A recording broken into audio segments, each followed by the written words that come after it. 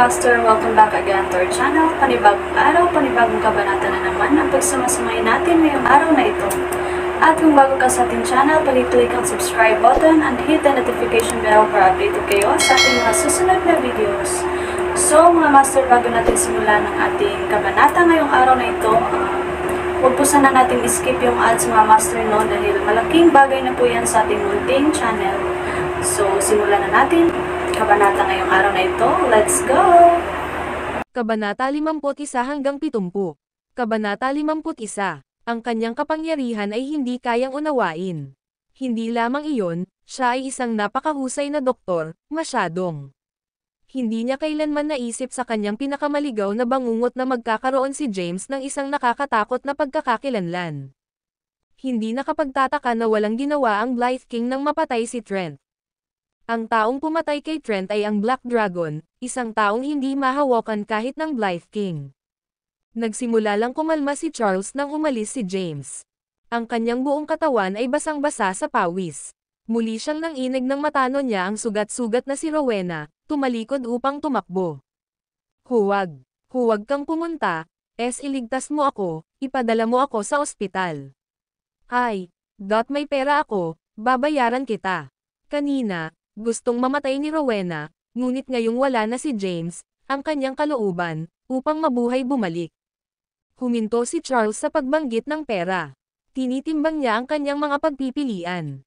Sinabi ni James na iiwan niyang buhay si Rowena bago siya umalis. Kung aalis siya at namatay si Rowena, wala na siyang matatakbuhan kung si James ang magdesisyong sisihin siya dito. At saka, kung nailigtas niya si Rowena, makakakuha siya ng pera para dito. Dahil doon, kinuha niya ang kanyang telepono at tinawagan ang emergency hotline. Samantala, isinuot muli ni James ang kanyang maskara pagkaalis niya sa villa ni Rowena. Pagkatapos ay pumunta siya sa mga tahanan ng mga Fraser, mga Zimmerman, at mga Wilson. Kensington, Caden Mausoleum, sa harap ng puntod ni Thomas Caden. 3 dagwang ulo ang inilagay sa harap ng kanyang lapida. Lumuhad si James sa libingan ni Thomas. Patay na sina Lolo, Warren Xavier, Eve Fraser, Jacob Zimmerman, at Desmond Wilson. Patay na ang lahat ng sumunog sa bahay namin noon. Pero, patawarin mo ako. Hindi ko mahanap ang kinaroroonan ng moonlit flowers sa cliffside's edge. Huwag kang mag-alala, tiyak na babawiin ko ito. Maaaring patay na ang mga pangunahing salarin, ngunit hindi ako papayag na makalayo ng ganoon kadali ang The Great Four. Ipapakita ko sa kanila ang tunay na kawalan ng pag-asa. Gagawin kong buhay na impyerno ang kanilang buhay. Pahihirapan ko sila hanggang kamatayan para makapaghiganti, ang aming pamilya. Lumuhad sa harap ng libingan ni Thomas, si James ay hayagang humagulgol. Siya ang Black Dragon ng Southern Plains, ngunit kahit nasa harap ng hindi mabilang na mga tropa, hindi siya naiyak. Ang mga lalaki ay hindi lumuha kapag sila ay dumudugo. Gayunpaman, sa sandaling ito, siya ay sumigaw ng hayagan, malakas. Maaaring siya ang pinakamakapangyarihang Black Dragon, na may walang kapantay na lakas, ngunit walang nakakaalam kung ano ang kanyang tiniis sa loob ng 10 taon na ito. 10 taon na ang nakalipas. Siya ay pinaso ng apoy. Nasaksihan niya ang kanyang mga mahal sa buhay na tumataghoy sa paghihirap sa impyerno. Ang kanilang desperadong pag-iyak at mga ekspresyon ay nanunuot magpakailanman sa kanyang isipan. Gayunpaman, nang malapit na siyang mawalan ng pag-asa, isang batang babae na nakapusod ang sumugod at hinubad ang kanyang mga tali, pagkatapos ay iniligtas siya mula sa dagat ng apoy nang walang pagsasaalang-alang sa kanyang sariling kaligtasan.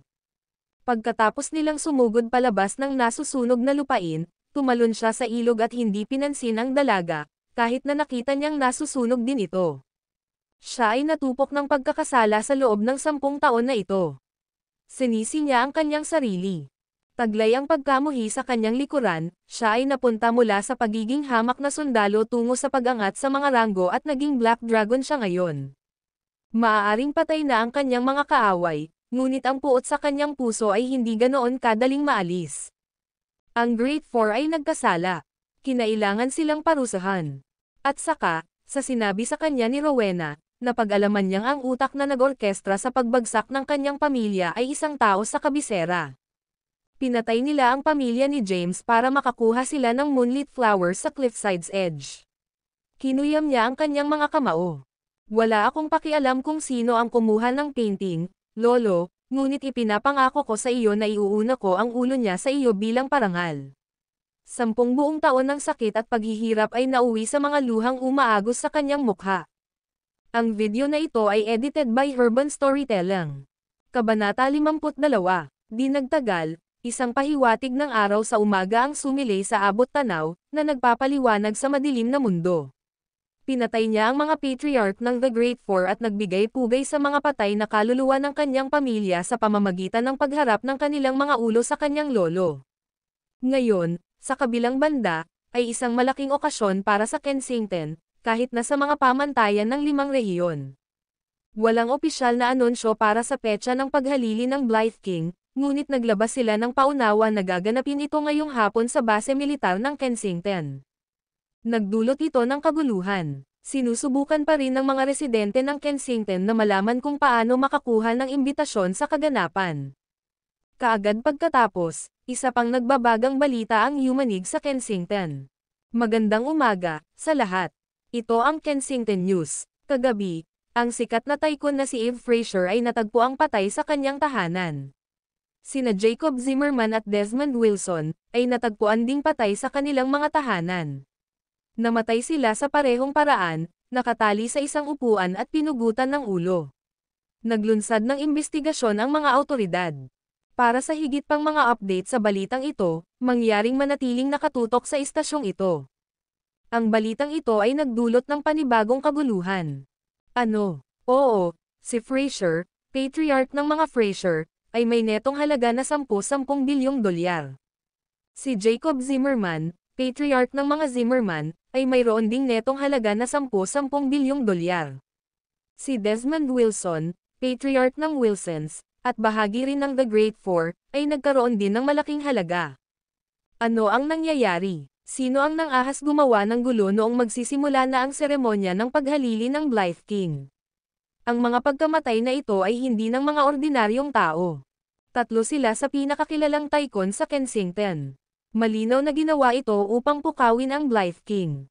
Ang lahat ay tinatalakay ang sitwasyon na nabuo, kasama ang naunang pagkamatay ni Warren Xavier, ang yumaong patriarch ng Xavier. Nagkataon lang ba na lahat ng 4 na patriarch ng The Great Four ay patay na, o may tao ba sa likod nito? Kensington, ang ospital ng lungsod.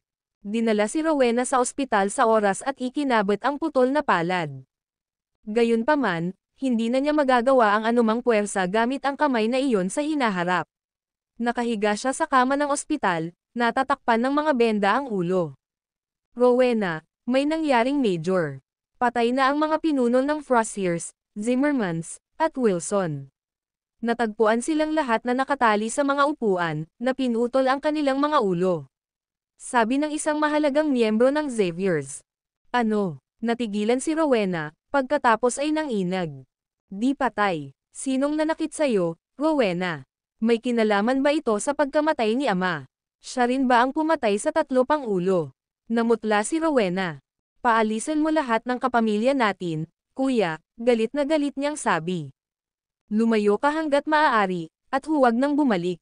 Ano bang kinakatakutan mo, Rowena? Naguguluhan na tanong ni Hector Xaviera.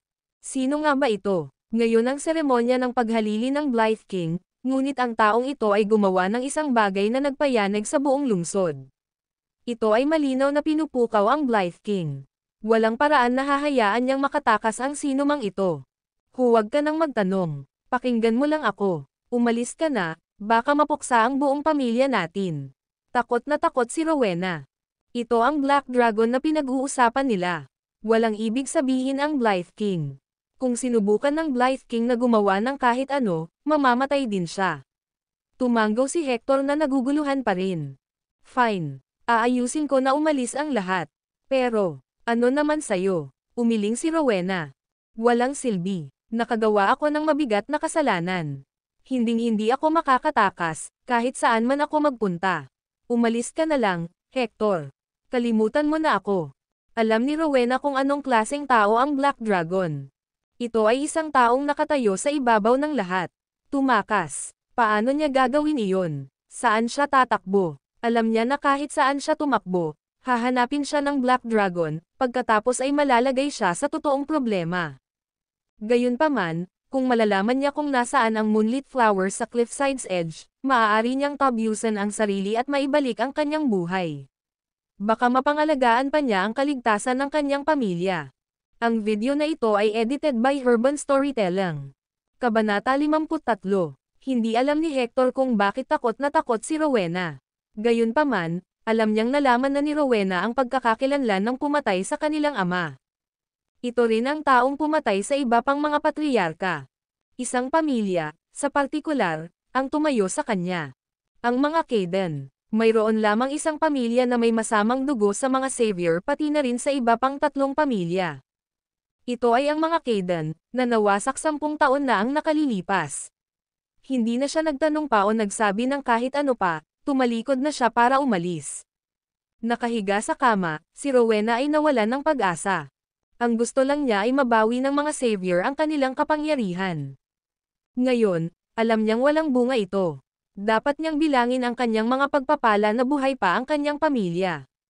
Nakakatakot ang Black Dragon. Sinusubukan niyang tanggalin ang The Great Four minsan at para sa lahat.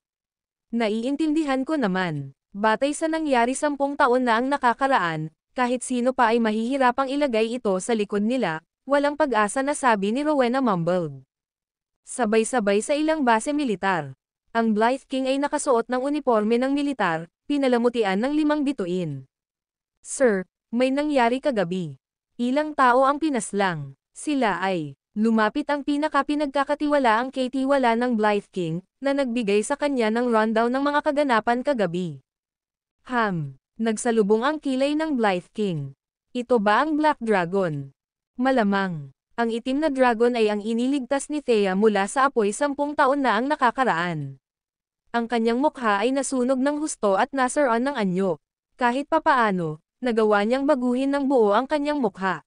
Napunta siya sa Southern Plains, naging isang sundalo at pumatay, mga kaaway sa larangan ng digmaan. Nagawa niya ang kanyang marka sa loob ng maikling panahon ng 10 taon, nakuha ang moniker ng Black Dragon at pinamunuan ang Black Dragon Army ng 1,000,000 sundalo. Nalilito, nagtanong ang Blythe King, may sama ng loob ba siya sa The Great Four? Natuklasan ko na ang insidente 10 taon na ang nakalilipas tungkol sa pag-alis ng mga Kayden ay malapit na nauugnay sa X-Beers. Ang sunog sa Caydens ay nagsasangkot din ng The Great Font. Ang Blythe King ay mukhang malalim ang iniisip. Dati, ang alam lang niya ay pinatay ni James si Trent dahil nakamove on si Trent sa asawa niyang si Thea. Hindi niya inaasahan na magiging ganito kakomplikado. Iniligtas ni Thea si James 10 taon na ang nakalilipas, habang ang mga savior ang responsable sa pagpuksa sa mga Kayden. Sir, ano po ang dapat nating gawin? Ito dapat ang seremonya ng succession mo ngayon, ngunit gumawa ng gulo si James. Kung hindi tayo magsasabi ng isang bagay, makakaapekto ito sa iyong reputasyon. Ang Blythe King ay mukhang mapait. May sasabihin. Ano ang gusto mong sabihin ko? Inaasahan mo bang magpadala ako ng hukbo at ibababa ang Black Dragon? I don't have the guts, isumbong mo sa mga nakatataas, tingnan natin kung ano ang sinasabi nila. Oo, Ginoo, tahan na. May iba pa ba, sir? Kalimutan mo na. Pinag-isipan pa ito ng Blythe King, at sinabing, takpan mo ito. Kumuha ka ng taong sisihin si James. Sir, pag-isipan mong mabuti. Nagbitiw ang Black Dragon at bumalik sa Kensington para maghayganti. Ito ay simula pa lang. Sino ang nakakaalam kung ilan pa sa The Great Four ang mamamatay? Maaari nating pagtakpan ito ng 1 beses, ngunit magagawa ba natin ito magpakailanman? Kung hindi tayo mag-iingat, ito ay maaaring magdulot ng kaguluhan. Higit pa rito, ito ay nasa ilalim ng iyong jurisdiction. Kung ang mga nakatataas ay dapat sisihin sa isang tao, ang responsibilidad. Gawin mo ang sinasabi ko. Huminga ng malalim si Blythe King. Sino ang Black Dragon? Siya ang commander ng Southern Plains, na namumuno sa kanyang mga sundalo na parang Diyos. Hindi lamang ang kanyang lakas ay walang kapantay, ngunit ang kanyang mga kasanayan sa medikal ay walang kapantay. Hindi inisip ng Blythe King na magdudulot ng anumang problema ang mga nakatataas sa Black Dragon. Kung iniulat niya ito, maaari pa silang maghinala sa kanya na nag-akusa sa Black Dragon. Talagang hindi niya magagawang sisihin kung ganoon. Oo, sir, may iisipin ako ngayon at aabisuhan ang media. Umalis ang katiwala ng Blythe King. Pinag-isipan ng Blythe King ang bagay na iyon. Tiyak na pamilyar ang mas mataas na awtoridad sa background ni James. Gayunpaman, pinayagan nila si James na bumalik sa Kensington. Pagkatapos, itinalaga nila siya dito. Ano ang sinusubukan nilang gawin? Huminga ng malalim ang Blythe King. Hindi na niya mahulaan ang mga iniisip nila. Ang video na ito ay edited by Urban Storytelling. Kabanata 54. Bago ang seremonya ng paghalili ng Blythe King, ang tatlong natitirang patriarch ng The Great Four ay pinaslang. Nagdulot ito ng kaguluhan. Pagkatapos magbigay-pugay si James sa kanyang pamilya, bumalik siya sa House of Royals kung saan siya naligo at nagpalit ng damit. Pagkatapos ay tiningnan niya ang kanyang telepono para sa oras. Gayunpaman, napansin niya ang ilang mga hindi nasagot na tawag at hindi pa nababasang mga mensahe. Alas 8 na ng umaga. Sa Callahan's, nakaupo si Thea sa kama sa kanyang kwarto, nakatitig sa kanyang telepono. Buong gabi siyang nagpuyat, ngunit hindi tumatawag o nagpadala man lang ng mensahe si James sa kanya. Pinilit niya ang sarili na huwag tawagan si James. After an entire night, she gave in. Ilang beses niyang tinawagan si James pero hindi ito sumasagot. She sent him a few messages. Hindi siya sumagot. Labis siyang nag-alala. Nasaktan ko ba ang damdamin niya kagabi? Masyado ba akong harsh sa mga salita ko? Hindi napigilan ni Thea na mapag-alitan ang sarili. Puno ng panghihinayang, nais niyang bawiin ang kanyang mga sinabi. Binasa ni James ang mga mensahe ni Thea. Jamie, pasensya na. Nagmamadali kasi ako kahapon. Hindi ko sinasadya. Umuwi ka na. Pagbasa ng mensahe, ngumiti si James. Hindi pa siya nagalit kay Thea. Dahil lang sa galit nito ay magiging mahirap na gawain ang pagpapaliwanag sa kanya ng kahit ano. Nagkasala siya kay Thea. Iniligtas siya ni Thea, ngunit makasarili siyang tumalon sa ilog at iniwan siya. Matapos siyang iligtas, si Thea ang naging pinakapangit na babae sa Kensington. Shibron laughingstock, ridiculously all including Lat's own. Ngayon, hanggat ito ay gumawa ng thief, gagawin niya ang anumang bagay na kumaway para sa pagluhod sa ibang tao. Kahit na ang landline ni Thea ay mas gugustuhin niyang mamatay sa kanyang pakiramdam kaysa mabuhay sa kanyang mga tuhod. Ito ang dignidad ng Black Dragon. Nag-reply agad siya sa message ni Thea. I'm sorry. Kakagising ko lang kaya hindi ko nasagot ang mga tawag mo. Uuwi na ako ngayon. James was planning to take a idlip. Maaari itong maghintay. Mabilis siyang tumungo sa Callahan's gamit ang multi-purpose na sasakyan na walang plaka. Pagdating sa entrance ng kanilang residential area, napansin niya ang isang fleet ng mga sasakyan na nakaparada doon. Ang lahat ng mga sasakyan ay pag-aari ng mga Callahan. Nandoon ang buong pamilya, kasama si Thea. Ito ang seremonya ng paghalili ng Blythe King ngayon. Nakatanggap ng imbitasyon ang mga Callahan. Ang buong pamilya ay naruroon kasama ang kanilang mga sasakyan. Nangunguna ang isang Bentley na nagkakahalaga ng ilang milyong dolyar. Ang natitira ay mga BMW race car na nagkakahalaga din ng milyon-milyon. Ang kotse ni David ay ang pinakamasama. Hinanggad ni Lex ang prestihiyo at katayuan. Ngayong nakakuha na siya ng imbitasyon, gusto niyang malaman ng lahat ng Kensington. Maaaring siya lang ang pinapayagang dumalo, ngunit naglagay pa rin siya ng marangyang display kasama ang armada. May mga banner pa sa harapan ng mga sasakyan. Ang mga banner ay pagdiriwang, na nagtatampok ng mga parirala tungkol sa mga Callahan na dumalo sa seremonya ng paghalili ng Blythe King. Nakatayo sa harap ng Bentley, si Lex ay nakasuot ng matalinong suit, nakasando sa kanyang tungkod. Nagniningning sa pagmamalaki, hindi na siya muling nagmukhang buhay. Lumapit si James sakay ng kanyang multi-purpose vehicle na walang plaka. Kahit na walang plaka ang kotse, mayroon itong kakaibang logo. Ito ay kahawig ng isang itim na dragon o maaaring isang itim na ulap. Nang makita ang mga Callahan, itinigil niya ang kanyang sasakyan at bumaba. Hindi pinansin ang buong pamilya, tumungo siya kay Thea. Nahati ang mukha niya sa malawak na ngiti. Ang video na ito ay edited by Urban Storytelling. Kabanata 55, Jamie. Humakbang si Thea at hinawakan ang kamay niya. Mukha siyang apologetic. I'm sorry sa mga nasabi ko kagabi. I might have been too harsh with my words. Saan ka nagpunta? Nasa Henry ako. How dare you show up? Ulysses B*** starred. Lumapit si Tommy habang nakaangat ang ilong, nakatingin kay James nang may pag-aalipusta. Pagkatapos ay sinulyapan niya ang kotseng walang plaka. Isa itong multi-purpose na sasakyan na nagtatampok ng logo na hindi pa niya nakita. Palibasa, sinabi niya, hindi mo iniisip na dalhin ito sa rehiyon ng militar, hindi ba? Nakakahiya. At ikaw? Tinuro niya si David. Tignan mo yung kotse mo. Nakakahiya ka sa amin. Lumapit si Howard, pinag-aaralan ang mga sasakyan nina David at James. Malamig na sinabi niya, nakakahiya. Mas mabuting hindi mo nalang kunin ang mga kotseng ito. Tingnan mo kung maaari kang sumakay sa kotse ng iba. Kung hindi sinabi ni Lolo na dapat naruroon ang lahat ng miyembro ng pamilya, hindi ko gugustuhin ikaw doon sa lahat. Ikaw ay magiging isang kahihiyan lamang. Lahat ng mga kotse ay puno. Walang sino man ang matitirang espasyo. Oo, kung ako ang tatanungin mo, mas mabuting manatili na lang si Benjamin at ang kanyang pamilya. Ilang miyembro ng pamilya ang sumingit. Lumapit si Lex, nakasando sa kanyang tungkod.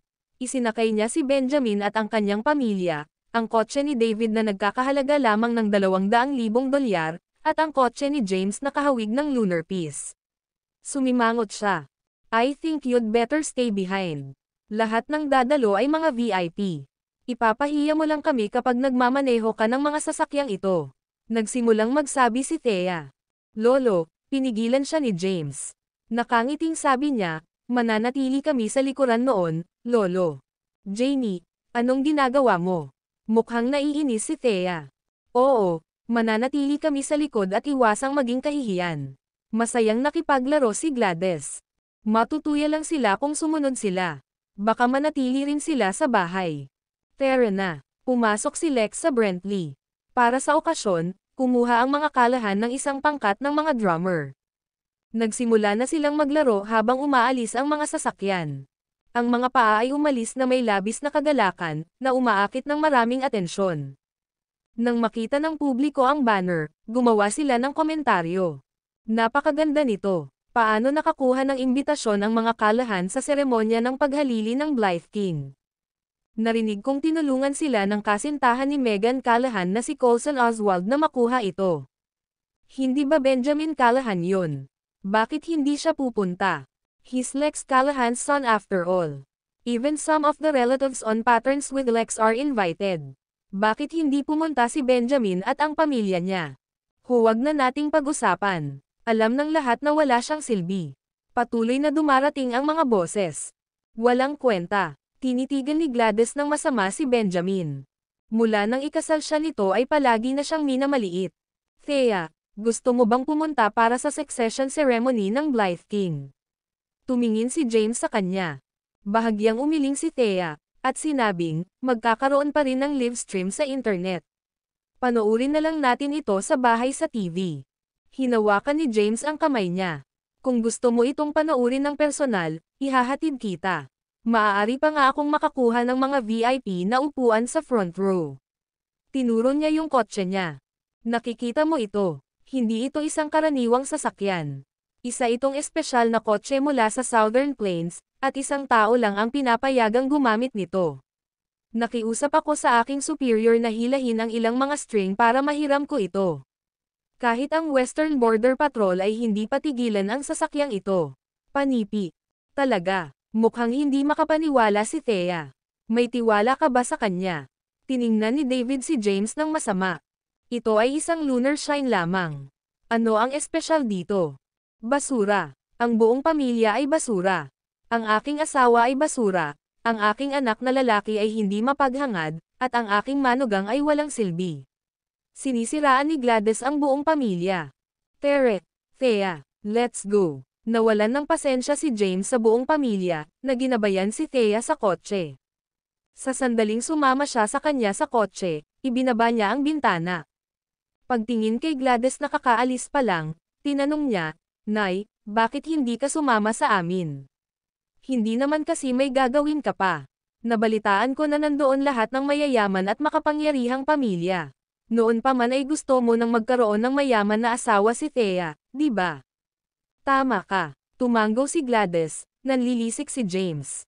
Hulaan mo, matalino ka para malaman mong wala si Thea sa liga mo. Sa upuan ng pasahero, umirap si Thea. Ano iyon, James? Napangiti si James. Kung hindi ko sinabi, papayag ba si Mama na sumama? Huwag kang mag-alala. Ang video na ito ay edited by Urban Storytelling. Kabanata 56. Sumakay si Gladys sa kotse, ngunit si Benjamin at ang iba ay nagpasyang umuwi, tumakbo si James patungo sa rehiyon ng militar. Naabutan nila ang fleet ng mga sasakyan ng kalahan. Huminto si James sa pagmamadali, nakabuntot sa mga sasakyan ng maluwag. Ang mga kalahan ay maaaring isang pangalawang rate ng pamilya, ngunit sila ay makatwirang mayaman. Ang bawat isa sa pamilya ay may isang mamahaling kotse o dalawa. Upang matulungan ang mga kalahan na makasabay sa mga pagpapakita, nagdala din si Coulson ng isang marangyang kotse mula sa bahay upang sumali sa armada. Ang fleet ng mga luxury car ay isang napakagandang display. Sa higit sa 10 kotse sa armada at ang mga kasamang drums, ito ay isang buhay na kaganapan talaga. Ang banner na nauuna sa fleet ay ang centerpiece ng display. Napansin ito ng bawat mata. Maraming mga tao ang nag-record ng eksena at nag-upload nito sa iba't ibang mga platform, na gumagawa ng mga waves sa social media. Ang mga kalahan ay kamangha-mangha. Maraming mahahalagang pamilya sa Kensington ang nakaligtaan sa isang imbitasyon, ngunit hindi ang mga kalahan. Salamat lahat kay Coulson. Pinag-uusapan ito ng lahat. Sa loob ng Brentley, napangiti si Lex mula tenga hanggang tenga sa items yung nakukuha niya. Ang ibang mga kalahan ay nasiyahan din sa kanilang sarili. Ang pagdalo sa seremonya ng paghalili ng Blythe King ay nagpapahiwatig na inaprubahan niya sila. Ngayon, sila ay tunay na isang upper-class na pamilya. Salamat, mahal. Si Meghan ay nasa buwan. Hinalikan niya si Coulson, na nagmamaneho, sa bibig. Siya ay humiram ng isang Ferrari mula sa kanyang pamilya. Siya ay mukhang nasisiyahan sa kanyang sarili. I told you, Meghan. Hindi kita pababayaan. How's this for making your family proud? Nakakamangha. Sa sobrang emosyonal ni Meghan ay halos maluha-luha siya. Gayunpaman, binanggit ni tatay na hindi sapat ang $5 milyong. Ipapaalam ko kay Lolo mamaya at magbabayad siya. Meghan, hindi iyon ang ibig kong sabihin. Mahal, napakalaking tulong mo. Paano ka namin hahayaang magbayad mula sa sarili mong bulsa pagkatapos nito? Huwag kang mag-alala, mayroon pa kaming $1 milyong sa aming account. Mukhang nasisiyahan si Coulson. Ang fleet ng mga kotse ay sumulong ng mahirap. Napakalakas ng mga tunog ng drum na halos makabingi. Patuloy na ni-record ng mga dumadaan ang eksena gamit ang kanilang mga telepono. Hindi nagtagal, nakarating sila sa rehiyon ng militar. Hindi pa nagsisimula ang seremonya. Naghihintay pa rin ang lahat sa labas. Nanatiling low profile ang mga dumalo. Lahat sila ay nag-iisa. Maya-maya lang, umalingaw-ngaw ang tunog ng mga tambol at paputok. Ito ay nakadikit sa tenga. Lumingon ang lahat patungo sa ingay, napansin ang isang fleet ng mga kotse na ang nangunguna ay nagpapakita ng isang banner. Nagulat ang lahat ng naruroon sa display na ito. Huminto ang armada sa labas ng rehiyon ng militar. Bumaba si Lex, nakasandaw sa kanyang tungkod. Ang kanyang mukha ay maaliwalas sa pagmamalaki, pakiramdam na parang nakamit niya ang ilang kamangha-manghang gawa. Ang mga kalahan ay sa wakas ay isang mas mataas na uri ng pamilya. Nakita niya ang ilang mahahalagang tao at binati sila. Kahit na ang mga kalahan ay isang pangalawang rate na pamilya, si Lex ay mayroon pa ring ilang mga koneksyon, kahit na malayo sila. Zimmerman, ikaw pala. Nakikita kong may imbitasyon ka rin. Malaki ang gastos mo, eh. Hindi ba ikaw ang chairman ng CN Sky Pharmaceuticals? Magandang araw, Mr. Smith. Ako si Lex Callahan mula sa Eternality. Kamakailan lamang, nakipagsosyo kami sa Celestial Group. Pagdating pa lang niya, sinimulang batiin ni Lex ang lahat ng nakilala niya noon, gaano man sila kalayo. Hawak pa niya sa kamay niya ang imbitasyon na ipinadala ng Western Border Patrol, ipinagmamalaki ito. Lahat ng iba pang mga kalahan ay lumabas din sa kanilang mga sasakyan, pakiramdam nila ay naglalakad sila sa hangin. Ito ay isang mahalagang milestone para sa kanila. Nang mapansin ang imbitasyong ginawa ni Lex, iba ang saloobin ng mga dumalo. Ano? Espesyal na bisita. Lahat sila ay mahalagang tao. Ang video na ito ay edited by Urban Storytelling. Kabanata 57. Pamilyar sila sa mga imbitasyon. Mayroong iba't ibang uri ng mga imbitasyon. Ang mga inilabas sa publiko ay karaniwang mga pwesto, na mas mataas sa mga dadalo na tumayo mismo sa likuran. Gayunpaman, kakaiba ang isang espesyal na panauhin. Ang isang espesyal na panauhin ay may karapatan sa isang upuan sa harap mismo. Laking gulat ng marami sa espesyal na imbitasyon ng panauhin ni Lex. Ang mga Callahan ay isang second-rate na pamilya lamang. Paano nila nakuha ang isang imbitasyong tulad nito? Hindi nakakagulat na gumawa sila ng isang palabas dito. Inimbitahan ang mga Callahan bilang espesyal na panauhin ng Blythe King. Nagkaroon ng tumatakbong komento sa usapan. Siguradong malapit ang mga Callahan sa Blythe King.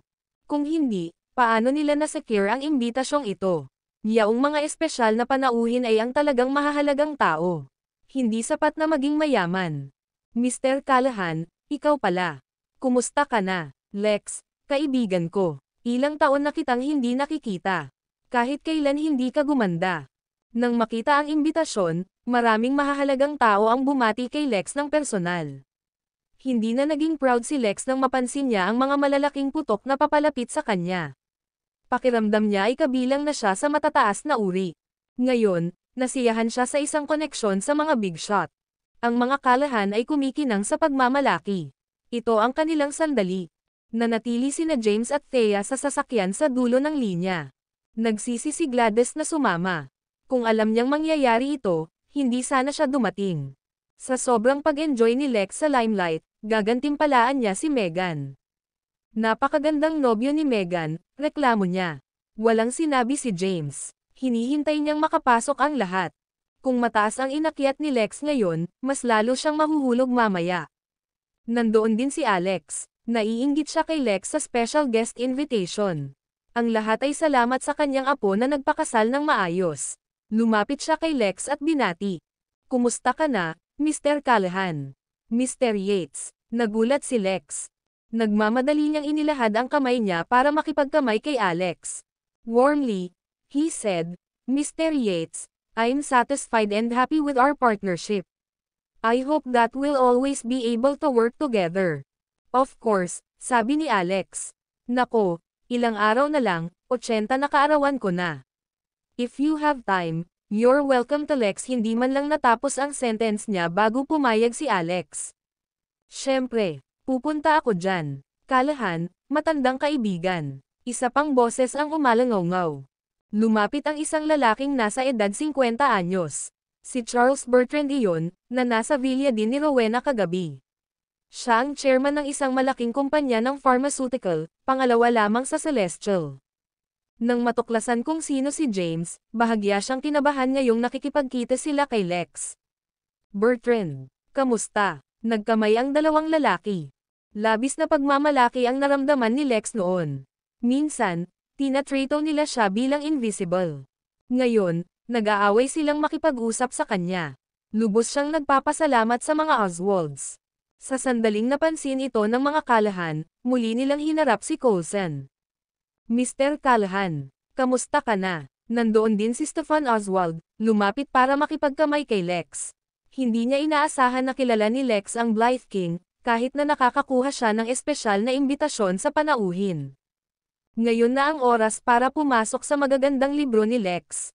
We should be family. Dapat bang magpakasal ang anak ko at si Megan pagkatapos ng seremonya mamaya? Haha, gusto ko yan. Tumawa si Lex. Hindi pa siya nakaramdam ng pagmamalaki sa kanyang buhay, pakiramdam sa tuktok ng mundo. Ang mga Callahan ay sa wakas ay isang mas mataas na uri ng pamilya. Sa sandaling iyon, bumukas ang mga pinto sa rehiyon ng militar. Lumapit ang mga sundalong nakasuot ng uniforme, bumuo ng dalawang linya. Lumabas ang isang tenyente at sinabing, magsisimula na ang seremonya. Ang video na ito ay edited by Urban Storytelling. Kabanata 58. Ang muling pagsasaayos ng 5 hukbo ay isang malaking insidente na kinasasangkutan ng 5 rehiyon. Lahat ng pangunahing tauhan ng 5 rehiyon ay kinakailangang dumalo. Ito ay dapat na isang panloob na bagay na hindi alam ng publiko, gayunpaman, dahil ang Blythe King ang pumalit bilang Commander-in-Chief ng 5 hukbo, gumawa sila ng exception. Ang ilang mga scats ay ginawang magagamit sa publiko may mga numerong nakalimbag sa mga invitation card. Ang bawat numero ay tumutugma sa isang upuan sa venue. Nang mabalitaan nilang makapasok na sila, lahat ay gumawa ng paraan para kay Lex. Dahil siya ay isang espesyal na panauhin, ang kanyang upuan ay nasa unahan kung saan naruroon ang mga commander ng ibang mga rehiyon ng militar. Dapat manguna ang isang lalaki sa kanyang tangkad. Ano ang nangyayari? Bahagyang natarante si Lex. Bakit nakatayo ka pa rin, matandang kaibigan? Sige, napatalon si Lex sa kanyang pag-iisip nang may tumawag sa kanya. Anong nangyayari? Dapat bang pumasok muna ako? Matapos ang ilang segundong paghinto ay humagalpak siya ng tawa. Tinapik ang kanyang dragon head cane sa lupa, naglakad siya patungo sa entrance sa ilalim ng tingin ng lahat na nakataas ang ulo. Nainggit ako. Pagkatapos nito, nagawa na sana ng mga kalahan. Sa loob ng 3 taon, dadami ang mga ari-arian ng mga kalahan. Pangako ko. Ang bawat tao immunable sa ilalim ng kanilang hininga. Kahit mahina ang mga boses, narinig pa rin ni Lex ang mga ito. Bilang isang taong naghahangad ng prestihiyo at pagkilala, nadama niya ang pagmamalaki at kasiyahang marinig ang kanilang sinabi. Sumunod naman ang iba pang mga mogul sa negosyo pagkatapos makapunta si Lex sa WALON, tinitingnan ang lahat ng mga milyonaryo. Napatulala sila. Ano ang nilalaro ng mga kalahan? Papalapit sila sa isang kotse at bumusina sa harap ng napakaraming sundalo. Ang video na ito ay edited by Urban Storytelling. Kabanata 59. Katatapos lang sumaludo ng tenyente kay Lex, bakit niya itinapon si Lex sa susunod na segundo? Napanganga ang mga kalahan nang makita nila ito, hindi alam kung ano ang gagawin. How dare you fake an invitation from the Blythe King? Pakakawalan ka namin dahil first-time offender ka. Kung hindi, mabibitay ka, malamig na sabi ng tenyente.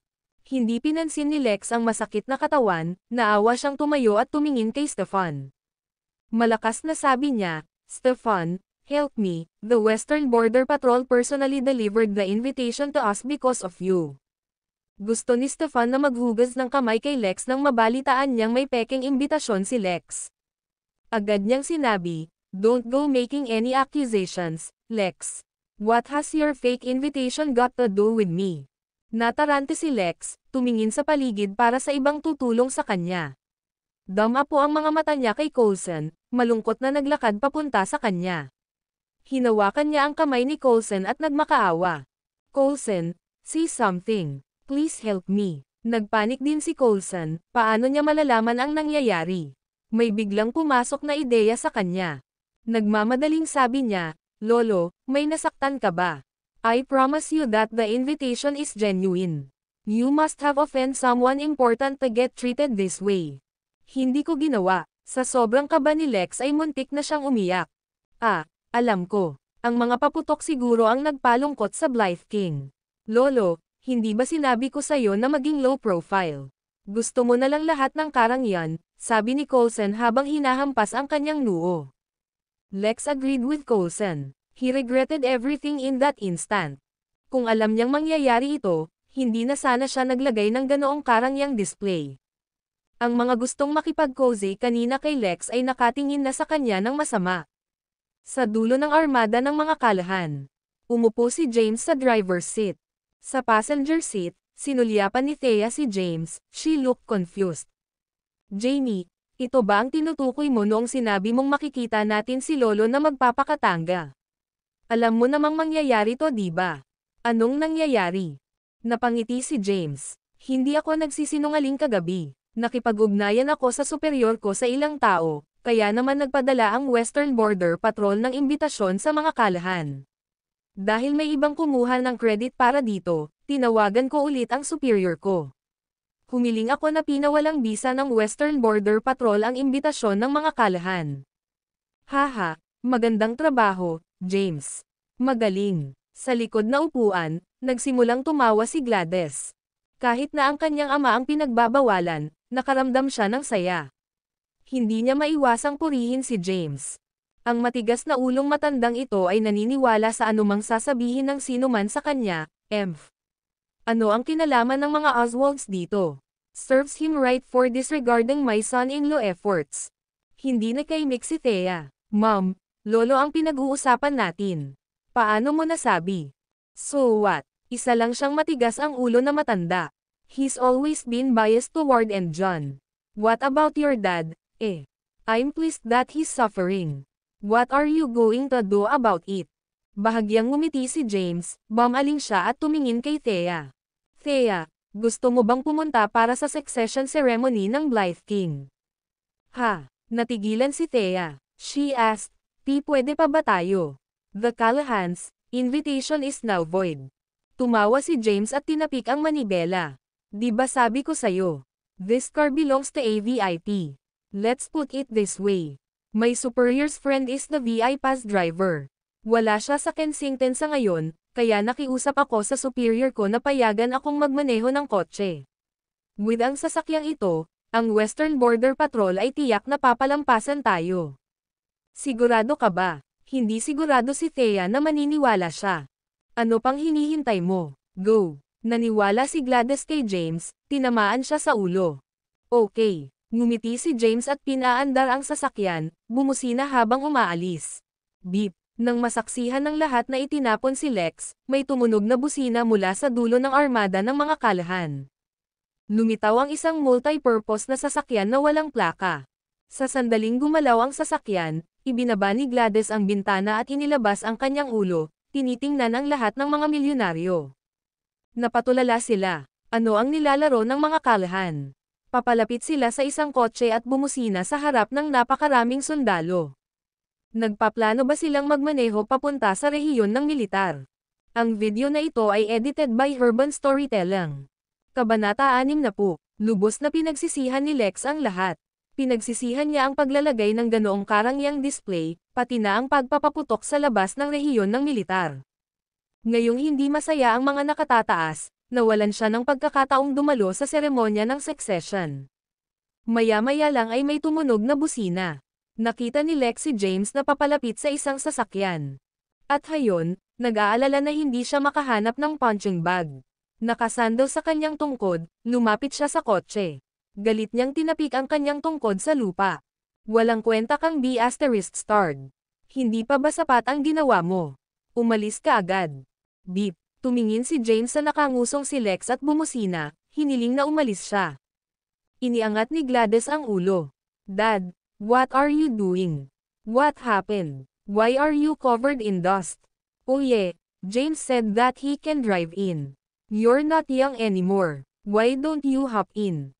Ihahatid ka namin sa loob. Nagalit si Lex sa sinabi ni Gladys. She did it on purpose, knowing that Lex would never believe what she said. Dahil sa pagiging ego niya, hindi rin siya papasok sa sasakyan. Lumapit si Tommy na umuungal. James, tanga, anong ginagawa mo? Magwala ka. Hindi mo ba alam kung nasaan kami? How dare you bring the car over? Huwag mo kaming idamay sa gulo mo. Lumapit si Howard sa kanila, naghahanda na sampilan si James. Gayunpaman, sakto namang tinakpan ni James ang kanyang bintana. Jamie, itigil mo na. Sinaktan ni Lolo ang Blythe King. Kung patuloy tayong manggugulo, ano ang mangyayari sa atin? Natakot si Thea. Nasa labas lang sila ng rehiyon ng militar. Bukod sa Blythe King, marami pa ring ibang mahahalagang tao sa loob. Beep beep, bumusina muli si James, senyales na umalis na ang mga Callahan. Hinaharangan nila ang sasakyan. Niyaya ni Gladys si Lex na sumama ulit sa kanila. Matapos tumanggi si Lex ay ngumiti siya. James, hindi pumapasok ang ulo na matanda. Alam kong hindi siya papasok. Pumasok na tayo. I'm warning you, you better make me proud this time. Kung hindi, hinding-hindi kita mapapatawad. Lahat ay tumingin na para bang naghihintay ng isang drama. Nakakatuwa ang mga Callahan. Una, gumawa sila ng isang peking imbitasyon na may bonggang display na may mga tambol at paputok para aibot, natatakot na walang makaalam ng kanilang nagawa. Ngayon, gusto nilang magmaneho sa rehiyon ng militar. Ang buong pamilya ba ay tanga? Si James ay hindi malapit na itumba si Lex gamit ang kanyang sasakyan. Bahagya siyang tumalikod at umikot kay Lex at sa iba pang kalahans. Gayunpaman, may pila sa harap nila. Beep beep, bumusina ulit si James. Gladys poked her head out, shouting, "Bulag ka ba? Can't you see that this is a car? Get out the way." Nagkatinginan ang mga mogul. Pagkatapos, sa mapanuksong ekspresyon, naghiwalay sila at gumawa ng paraan para kay James. Basura. Nanginginig sa galit si Lex. Itinaas niya ang kanyang tungkod, sumugod at hinampas ng malakas ang likurang windshield. Gayunpaman, hindi nabasag ang salamin. Sa halip, napaatras si Lex at muling bumagsak sa lupa. Tinulungan ng ilan sa mga kalahan si Lex na makatayo.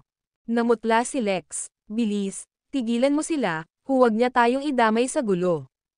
Sabay-sabay na kumilos ang mga kalahan. Hinarang nila ang sasakyan ni James, hindi na siya pinayagang umabant. Ang video na ito ay edited by Urban Storytelling. Kabanata 61. Maraming ganap na armadong sundalo at isang mataas na tenyente sa pasukan ng rehiyong militar. Gayunpaman, lahat ng mga ito ay nakatayo ramrod tuwid, hindi gumagalaw ng isang kalamnan. Walang aksyon ang tenyente. Sa halip, lumakad siya sa gilid at tahimik na tumawag sa telepono. Sa mahinang boses, sinabi niya, "Sir, pinalayas ko na si Lex Callahan, pero andito na ang sasakyan ng Black Dragon." Hinaharangan ng mga kalahan ang daan niya. Mukhang hindi nila alam ang totoong pagkatao ni James. "Ano ang dapat kong gawin ngayon?" "Just do your job. Ignore the rest." "Oo naman sir." Pagkatapos makipag-usap sa Blythe King, nagpatuloy siya sa paghihintay sa pasukan. Hindi rin niya tiningnan ang mga imbitasyon. Sa harap ng mga panlalait ng mga kalahan, hindi nakaimik si James. "Ano sa iyo kung ako ang magdadrive?" Binaba niya ang bintana at iniyuko ang kanyang ulo palabas, nakatingin sa nakangusong kalahans. Ang ilan sa kanila ay umakyat pa sa bonnet. In a resigned tone, he said, "Hey, what are you doing? Just because hindi ka makapasok ay hindi ibig sabihin na hindi ako makapasok. Where's the rule that says no one can drive in?" Maya-maya lang ay may lumapit na sasakyan. Ang plaka ay CANO 0001. Nang makita nila ang sasakyan, tumabi ang mga kalahan. Sumaludo ang mga sundalo sa pasukan at pinayagang makadaan ang sasakyan. Nang makita ito, tinuro ni James ang sasakyan, "See, that's a car." "James, tanga ka ba?" Nakaupo sa bonnet, sumigaw si Tommy ng marahas. "Iyan ang kotse ni Mayor. Sino ka sa tingin mo? Lumabas ka na." Bahagyang napailing si Gladys. Tahimik na tanong niya, "James, sigurado ka bang gagana ito?" Confident na sabi ni James, "Don't worry, Mom. I'll make you proud. I promise we'll be able to drive in. Kapag nabigo ako, hihiwalayan ko si Thea." "How dare you?" Kinagat ni Thea. Nabawi ni Gladys ang kanyang tiwala. Sa pagtingin sa lahat ng mga kalahan, itinoon ni Gladys ang kanyang tingin kay Lex, mukhang namumutla. Nakangiting sabi niya, "Dad, Naple-Ayes ka ba? Hindi ba tinulungan tayo ng mga Oswalds na kumuha ng imbitasyon? Ano bang nangyayari? Kung pinagbawalan ka, sumakay ka sa kotse ni James. Ihatid ka ni James. Piece of trash." Nakakahiya. Napasimangot si Lex. Mula ngayon, walang kinalaman si Benjamin at ang kanyang pamilya sa mga kalahan. Gumawa kayo ng paraan, lahat kayo. Hayaan silang gawin ang lahat ng gusto nila. Tuluyan ng tumabi ang mga kalahan. Nakatingin silang lahat kay James, Thea, at Gladys na nanunuya. Para silang nanonood ng clown fest. Lumapit si James sa entrance. Pagkakita pa lang nila ng sasakyan, lahat ng nasa entrance ay tumayo ng tuwid, nagsulot ng maayos. Ibinaba ni James ang kanyang bintana at tumingin sa tenyente. Nakangiting tanong niya, "You there, what's your name?" Natigilan sandali ang tenyente bago ito umayos at sumagot, "General, tenyente po ako sa ilalim ng Blythe King. My name is Daniel Highsmith." "Daniel Highsmith, very well, you're excellent at your job. I'll say some nice things about you to the Blythe King, you'll get promoted soon." "Salamat po sir." Nagulat ang lahat, pati na ang mga kalahan. Si James ay nagmaneho patungo sa rehiyon ng militar na lahat ay nanonood. Natauhan si Lex, sinubukang abutin sila, sigaw niya habang tumatakbo, "James, hintayin mo ako. Hintayin mo ako. Gayunpaman, mabilis siyang tumakbo, dahilan para madulas siya at mahulog. Sa oras na bumangon siya, tuluyan nang nawala ang sasakyan ni James. Gusto niyang sundan si James ngunit hinarang siya ng mga sundalo. Anong ginagawa mo? Alam mo ba kung sino yon? Apo ko yon. Umayos si Lex. Itapon mo siya, sabi ulit ni Daniel. Napatalsik na naman si Lex. Ang video na ito ay edited by Urban Storytelling. Kabanata 62. Nagmaneho si James sa rehiyon ng militar kasama ang ilang mga saksi na nanonood sa kanya. Puno ng panghihinayang ang mga kalahan. Kanina pa nila siya kinukutsa at ikinahihiya, ngunit sa isang kisap mata ay nakuha na ni James. Higit sa lahat, magalang ang tinyente sa kanya. Mahalaga ba si James? Sa rehiyon ng militar. Habang nagdadrive si James, nakatingin siya kay Thea, nakangiti. Hindi naman ako nagsisinungaling, di ba? Jamie, be honest, sino ka ba talaga? Napatitig si Thea kay James. Nagsimula na namang umusbong ang mga hinala niya sa kanya. Matapos makilala si James, nakaranas siya ng ilang hindi kapani-paniwalang mga pangyayari. Ang una ay noong pinagaling ni James ang lahat ng kanyang mga sugat. Then, there was the time na nakipag-deal sa kanya ng personal si Alex Yates. Pagkatapos noon, niregaluhan siya ng may-ari ng The Gourmand na si Brian Grayson ng isang member card na diamante. Ang nangyari ngayon ay isa pang halimbawa. Masyadong hindi kapani-paniwala ang lahat. Ipinaliwanag ni James, ako ay isang sundalo sa loob ng 1 taon bago ako nagretiro, kaya normal lang na may kilala akong mga general. Higit pa rito, sinabi ko sa iyo. Ito ay isang kahangahangang kotse. Walang bayad ang Western Border Patrol na ihinto ang sasakyang ito, habang inakala ng tenyente na driver ako ng VIP. Si Gladys ay isang simpleng babae. Para sa kanya, si James ay isang sundalo. Wala siyang pera o opisina.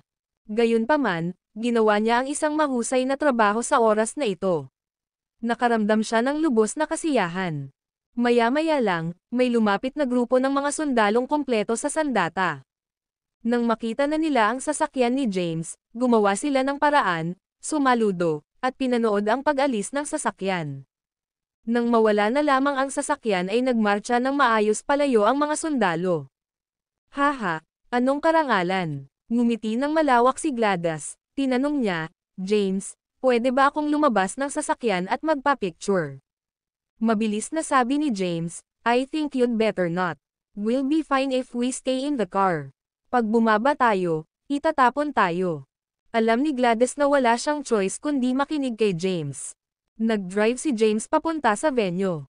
May isang stage na may mga upuan sa ibaba nito, na halos puno na.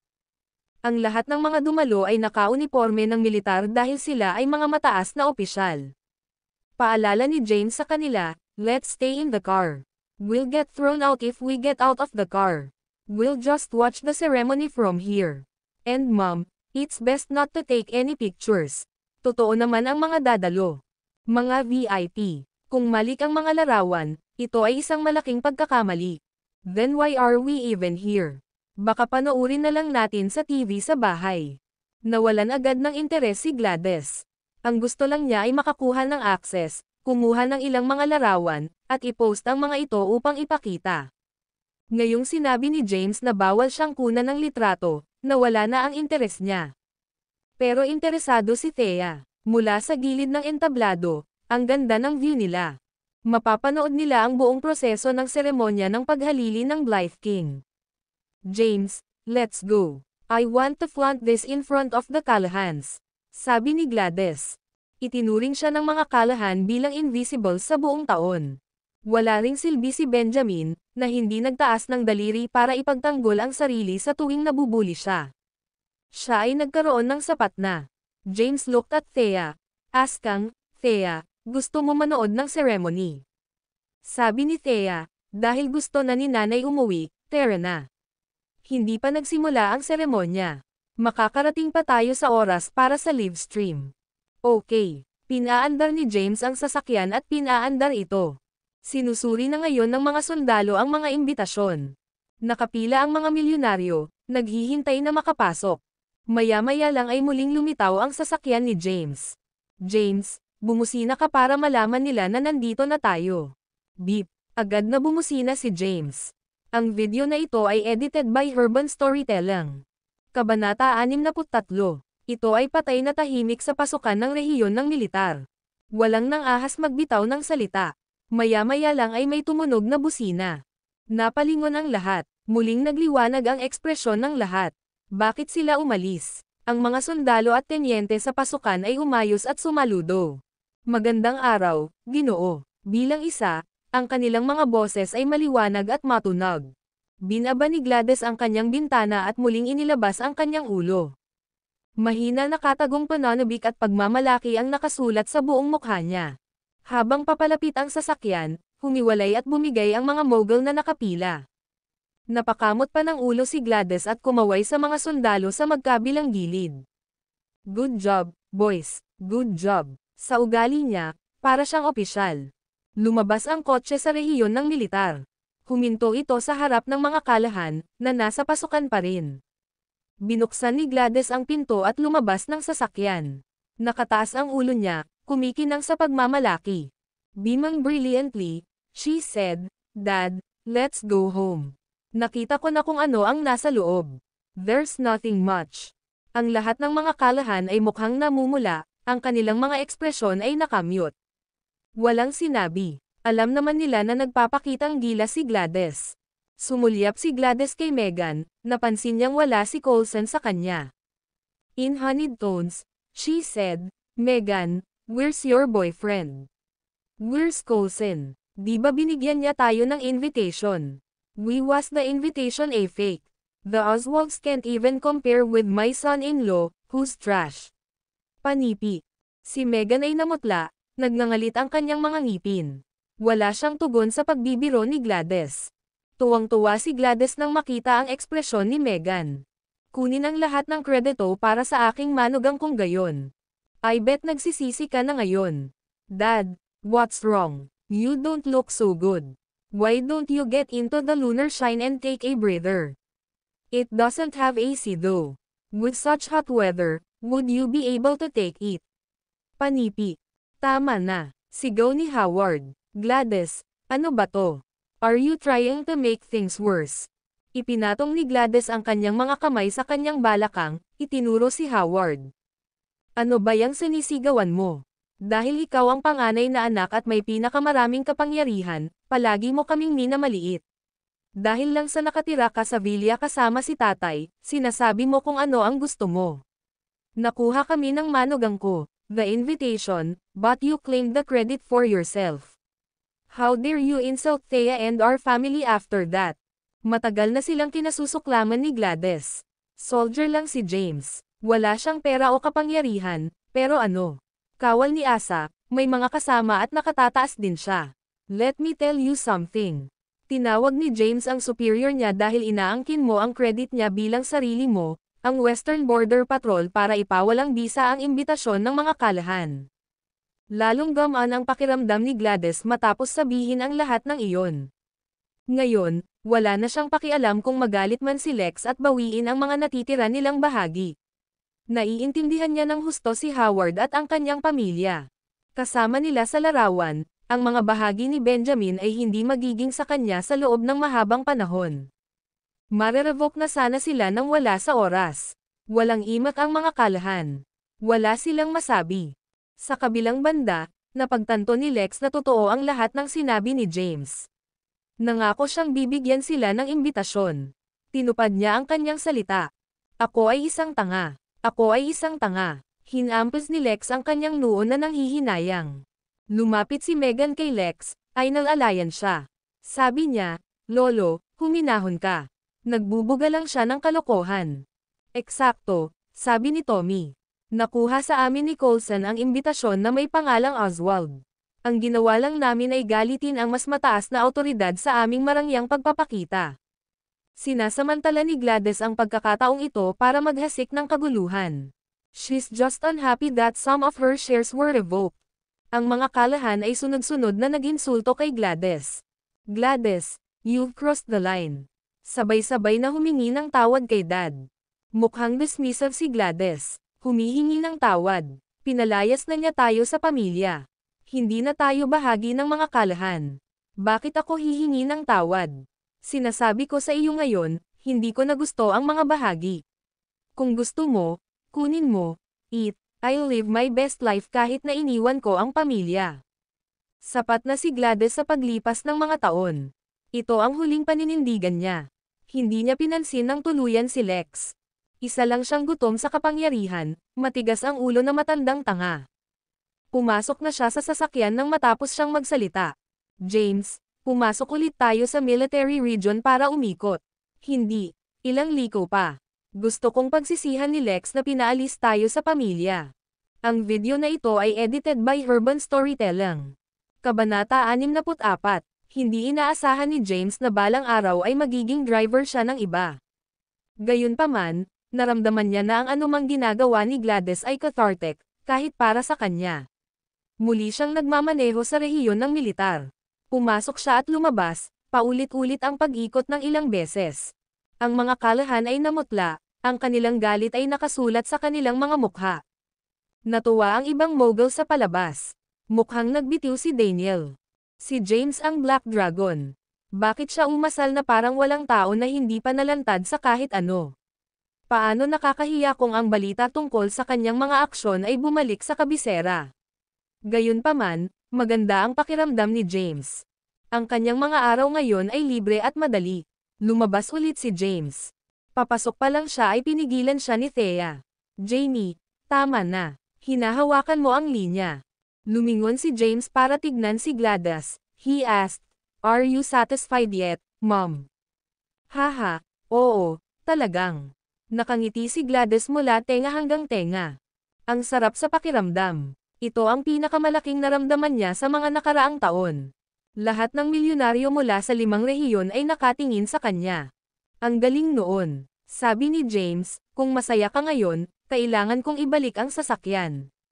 Hindi sa akin iyon. Napawi ang ngiti ni Gladys. Gayunpaman, dahil hiniram nga ni James ang kotse para ipagmalaki siya, hindi na niya ito kinukutya. Sabi niya, I'm good. Let's go.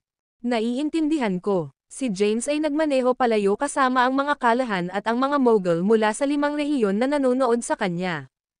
Pagkatapos ay ihatid sina Thea at Gladys sa bahay, tumungo siya sa House of Royals. Ipinarada niya ang sasakyan habang sumakay ng taxi papunta sa Calahans. Bago pa man siya makapasok ay narinig niya ang tawa ni Gladys. Haha, nakakatuwa. Hindi mo nakita ang mga kalahan. Parang may itlog sa mukha. Nakakatuwa. Mom, James messed up.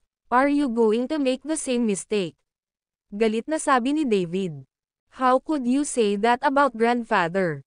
It wasn't easy for us to get the shares. Ngayon, dapat galit na galit si Lolo. Tiyak na babawiin niya ang iba pang shares ngayon. Kaya nga, walang pakialam si Gladys. Kailanman ay hindi naging maganda ang pakikitungo ng matanda kay Benjamin, na iniisip na wala siyang silbi. At saka, sa pagbulong ni Howard sa tainga ng matanda, bawiin pa rin niya ang mga bahagi namin. Kilalang kilala ni Gladys ang bawat miyembro ng pamilyang Kalahan. Ma, bakit? Pera ang pinag-uusapan dito. Bakit tinatanggihan natin ang pera? Alisa looked unhappy as well. It was almost the end of the month. Kapag pumasok ang mga dibidendo, makakakuha sila ng 5%, ngunit ito ay mas mahusay kaysa sa wala. Ngayon, nawala na ang lahat. Nakabukas ang pinto. Pumasok si James. James, umuwi ka na. Halika, maupo ka. Masiglang bati ni Gladys sa kanya, she had let it go. Paano kung wala siyang bahagi? May ipon pa siya, she planned to set a clinic up for James. Batay sa kanyang husay, mabubuhay pa rin siya. Si David at Alisa ay mukhang mamamatay tao. Ang kanilang mga mata ay parang laser beam. Jamie. Bahagyang gumalaw si Thea, nagbigay ng puwang kay James. James, napag-isipan ko na. I've got more than $2 million. Binigyan ako ni Thea dati. Magtayo tayo ng clinic at pharmacy. Makakahanap tayo ng paraan. Mas mabuti na kaysa yumoko sa Kalahan sa lahat ng oras. At Benjamin, umalis ka sa trabaho mo sa Eternality, tumanggi akong maniwala na magugutom tayo dahil iniwan lang natin ang pamilya. Sinulyapan ni James si Gladys, Hindi niya masyadong inisip ang kanyang biyenan. Para sa kanya, isa lang siyang babaeng naghahangad ng yaman at wala ng iba. Ang video na ito ay edited by Urban Storytelling.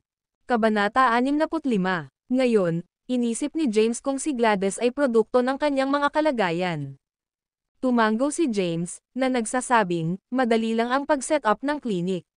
Gayunpaman, sa tingin ko ay dapat tayong maghintay. Nabalitaan ko na ang trade center sa lungsod ay maghahanap ng mga dayuhang mamumuhunan. Maaari tayong magtayo ng isang klinika doon. Smack! Hinampis siya ni Gladys sa ulo. Alam mo ba kung anong uri ng lugar ang sentro ng kalakalan? Ito ay isang mataas na lugar na idinisenyo upang maging pinakaabalang sentro ng pananalapi sa bansa. Nababaliw ka ba? Paano tayo magtatayo ng isang klinika doon? Ang bayad sa pag-upa ay magiging mataas, hindi banggitin lahat ng gastos. Hinawakan ni James ang kanyang ulo ng malungkot. Upa, bibilhin niya ang buong trade center. Kung nagpasya siyang magtayo ng isang klinika doon, sino ang hihingi ng rente sa kanya? Gayunpaman, maingat niyang itinikom ang kanyang bibig. Kung sasabihin niya sa kanila na bibilhin niya ang trade center, iisipin nilang tanga siya. Nang mabalitaan ni David na pondohan ni Gladys ang klinik ni James, nagpanik siya. Kaagad, sinabi niya, "Nay, hindi mo magagawa ito. Mawawala sa iyo ang lahat kung mamuhunan ka sa basurang ito. Nangako ka sa akin ng isang bagong kotse na may pera. Paano mo ito magagawa sa akin? Mom, our wedding anniversary is coming up. What about the dress you promised me?" Tama na, sambat ni Gladys. Kung mahirap ka, huwag kang gumastos sa hindi mo kayang bayaran. Kailangan mo ba ng bagong sasakyan? Bakit kailangan mo ng bagong damit? Hindi ka ba pamilyar sa sitwasyon mo sa pananalapi? At saka, ang pera na ito ay kay Thea. Anyway. Mom, biased ka. Anak mo ako. Siya lang ang manugang mo. Hinampis ni Gladys si David sa ulo. Look at Tommy, he's working at Eternality as a department manager. And Johnson Weston Callahan has set up his own processing plant kahit wala siya sa Eternality. He has annual income beyond 10 million. What about you? What have you done? Walang lakas ng loob na makipagtalo si David. He merely glared at James with hatred. Napangiti si Thea pero walang sinabi. Seeing as Gladys approved of James, masaya siya. Marahang hinayla ni Alisa si David, tinitigan siya. Agad naman siyang humingi ng tawad. Sorry, Mom. We'll stick to what we have. We won't get a new car or a dress. Knock knock knock. Maya-maya lang, may kumatok sa pinto. Umupo si Gladys sa couch at tumingin kay David. Well, huwag ka lang umupo. Kunin mo ang pinto. Ay, oo. Tumayo si David at binuksan ang pinto. Ilang tao ang nakatayo sa labas. Hindi sila estranghero ngunit pamilyar na mukha. Ito ay sina Lex, Howard, John, at ilang iba pang mahahalagang miyembro ng pamilya. Dumating silang lahat na may dalang maliliit na regalo. Ngumiti si Howard. Davy, nakauwi na ba ang mga magulang mo? Umalangaw-ngaw ang boses ni Gladys mula sa loob. Sino yan, Dave? Sumagot si David, si Lolo at mga tiyuhin natin. Agad na bumangon si Gladys, papunta sa entrance. Nang makita niyang nagkukumpulan ang mga tao sa labas, sarkastikong sinabi niya, pambihira. Sa loob ng maraming taon, mayroon kaming ganitong bahay, ngunit ito ang unang pagkakataon na bumisita ka, sayo. Pagkatapos noon, tinuro niya ang labas. Magwala ka. Halika, Gladys, pakidrop ito. Nandito si Dad para humingi ng tawad, sabi ni Howard. Isipin mo nga, katandaan niya, dumating si Dad para humingi ng tawad sa personal. Hindi mo ba talaga siya iimbitahan? Kapag may nabalitaan, lahat ay magsasabi na isa kang kakilakilabot na manugang. Maaari nilang sabihin ang kahit anong gusto nila. Maraming tao ang nainsulto sa akin sa mga nakaraang taon pa rin, sabi ni Gladys. Anong ginagawa mo dito? Ngayong alam mong may kapangyarihan si James, nandito ka ba para sipsip sa kanya? Sorry for disappointing you. Isa lang siyang sundalo na walang ranggo. Kahit na ang kanyang superior ay nakakakuha ng ilang mga string at pamilyar sa kanya, yung Western Border Patrol, minsan lang niya makahiram ng sasakyan. Hindi na niya magagawa ulit. Alam na alam ni Gladys kung bakit nandito si Lex. Walang pakialam na matanda siya sa kanya, inisnub siya nito. Ang video na ito ay edited by Urban Storytelling. Kabanata 66. Mom, what are you doing? What's with the attitude? How could you treat grandfather this way? Oo, sino ka sa tingin mo? Lumuhad ka at humingi ng tawad kay lolo ngayon. Ang mga kalahan ay humalili sa pagpuna kay Gladys. Sabay palat ng tono ni Gladys. Nakangiting sabi niya, Tay, napakaliit ng bahay ko para sa iyo dahil hindi ito villa. Wala rin kaming masyadong upuan. Dahil wala ng espasyo sa loob ng bahay, sa tingin ko ay dapat kang manatili sa labas. Maaari tayong mag-usap, kung ano man ang pinuntahan mo dito. Oh, at nagdala ka rin ng mga regalo, nasaan ang iyong mga kaugalian? Okay, tinanggap ni David ang mga regalo mula sa mga kalahan. Gayunpaman, napakaraming regalo na hindi niya matanggap lahat. Sumigaw siya ng, Lisa, tulong. Inabot ni David kay Alisa ang mga regalo sa kanyang mga braso bago inabot ang higit pa. Sinubukan ni Lex ang lahat para manatiling kalmado. Nakasandal sa kanyang tungkod, sinabi niya, Gladys, pamilya tayo. Ano man ang mga pagkakaiba natin noon, dapat nating hayaan sila. Nandito ako para ibalik ka bilang bahagi ng pamilya. Papa, ayos lang. Kinawayan ni Gladys ang kamay niya. This is great for us. At least, hindi na namin kailangang mamuhay sa mga rules mo. As we're able-bodied, we'll survive even without you. Gladys, paano mo? What? Howard, let me remind you that this isn't the villa. You lack the authority to order me around here. Napangiti si James nang marinig ang pagtatalo mula sa loob ng bahay. Bahagyang nag-aalala si Thea. Sila ay isang pamilya pagkatapos ng lahat. Bakit napaka-awkward ng nanay niya? Tumayo siya at lumapit sa entrance. Mom, kalimutan mo na yon. Kalimutan mo na yon. Umungol si Gladys. Hindi pa ba sapat ang pinagdaanan mo? Nakalimutan mo na ba kung paano kanila kinukutsa at pinahiya? Ako, namula si Thea, hindi alam ang sasabihin. Bumalik si Gladys kay Lex. Dad, we don't want the shares anymore, much less listen to you. You can leave now. Slam. Isinara niya ang pinto sa kanilang mga mukha. Namutla ang mga kalahan. Itinuro ni Howard ang nakasarang pinto, nanginginig mula ulo hanggang paa sa galit. Dad, tignan mo sila. Grabe si Gladys. Walang humpay na kumatok si John sa pinto. Sigaw niya, Benjamin, wala kang kwentang B****. Asan ka? Buksan mo. Dad's here. Gayunpaman, nanatiling nakasara ang pinto sa kabila ng kanyang patuloy na pagkatok. Nakakatakot naman. Paano nila nagawa ito? Lolo, bakit gusto natin silang bumalik sa pamilya? Hayaan mo na lang sila. I agree. Now that we've signed the contract with Celestial once again, I don't think they will back out. There's a big penalty for breaking the contract. Dad, Tara na. Sunod-sunod na ibinahagi ng mga kalahan ang kanilang mga opinyon. Huminga ng malalim si Lex. Hintayin na lang natin na lumamig sila. Pagkatapos noon, lumayo siya, nakasandal sa kanyang tungkod. Sa bahay, sinuri ni Gladys ang mga regalo mula sa mga kalahan. Oh, si Trenel, tingnan mo, ito ay isang kahon ng limitadong edisyon na Yellow Crane. Dapat ay nagkakahalaga ito ng 10,000. Ang video na ito ay edited by Urban Storytelling. Kabanata 67. May alak at tabako. Benjamin, ibenta mo bukas sa mga kiosk sa labas ng lugar natin. Tignan natin kung magkano ang makukuha natin para sa kanila. Si Benjamin, na kanina patahimik, ay sumagot sa kanyang pagsang-ayon. Mom, is this needed? We're family, why make things so awkward?